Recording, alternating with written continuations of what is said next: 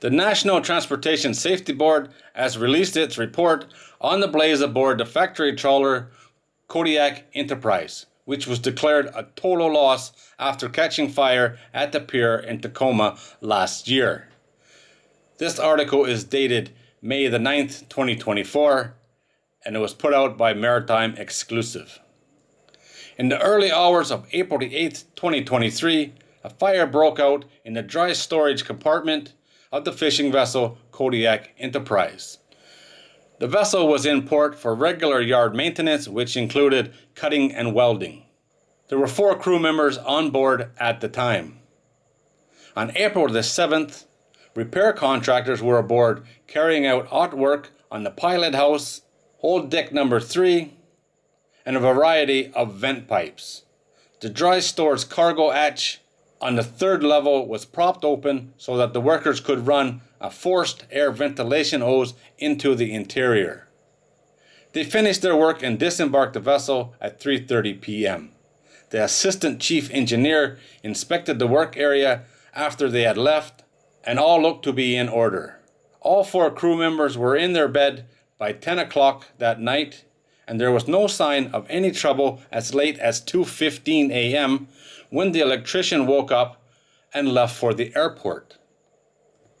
At 3 a.m., a deckhand on another boat spotted smoke rising from the deck locker hatch on the Enterprise. He walked down the pier to investigate and saw that the smoke was getting thicker and smelled like burning wood. At 3:10, he ran to tell the security guard. The security guard called 911 at 3:19, nearly 20 minutes after the first sign of trouble was spotted.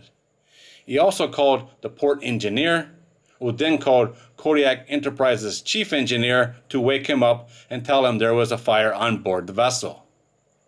This was the first notification that the onboard crew received that there was something wrong. The engineer woke up the other 2 crew members who were still on board, and they went to investigate. Smoke was beginning to come down the passageway from the galley. All 3 men immediately evacuated. At 3:27, the first firefighting team arrived on scene. The local firefighters entered deck 1 and began extinguishing flames in the galley. They noticed that deck 2 level above them was already ablaze. Trident called in Resolve Marine, which has a base in Tacoma. Resolve's crew began setting up their response command at 6:15 a.m. and then joined the effort. By that evening, the responders decided to change their approach and switch to boundary cooling, hoping to slow the spread of the blaze. Meanwhile, other response teams made plans to remove hazardous liquids from the ship's supply of Freon. The fire burned through the vessel over a course of the next 6 days and was finally put out on the 14th of April. The ship was damaged by smoke and heat throughout and was declared a total loss.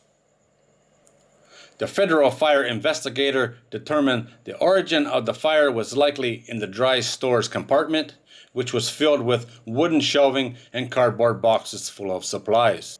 The report concluded that the cause of the blaze was an unknown electrical failure in this compartment, unrelated to the hot work. The NTSB owned in on the fact that the crew and management never received any notification from the ship's automated fire detection system. The system was designed to send an alarm via text or email when the vessel was in port, but the port engineer only learned of the casualty when the security guard called. Likewise, the crew never heard a fire alarm. It was not set up to sound in the accommodation spaces, and they could have potentially been affected or killed by smoke inhalation if they had not been woken up by personnel on shore. The lack of an alarm delayed the firefighting response, allowing the fire to grow for at least 19 minutes longer than the point when visible smoke emerged from the hatch.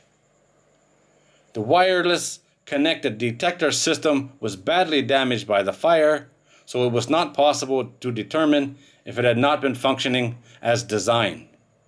When the vessel is undergoing repair work, that can cause false alarms, such as hot work, crew members should check the fire detection and notification systems to ensure it is operating following the completion of the work, said NTSB. Additionally, crew members living or staying on board the vessel while it is in port should be included in the system's designated contacts to be notified immediately. This is just crazy, huh?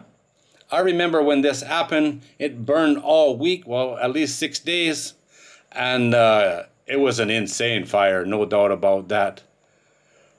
But the fire was caused by an electrical issue in the stores room, nothing to do with the work going on, but the fire alarms did not work. There was no alarm, no notification of anything. Luckily, some guy was standing on the deck of a different ship and saw smoke and got curious at 3 o'clock in the morning. This could have burned for another 4 or 5 hours before anyone else came by. Maybe a security guard would have noticed it at some point. But obviously this fire had been burning for quite a while by the time the guy on the other vessel noticed it. These 3 men who were still on the vessel, the one guy left at 2 in the morning to go to the airport. The other 3 guys are very, very lucky to be alive. That is for sure. This could have been way worse. They lost the boat. She was a big one. She was worth a lot of money. But the 3 men on board were not hurt, and that is the main thing. Wow, this could have been a total different situation, all because the alarm did not work.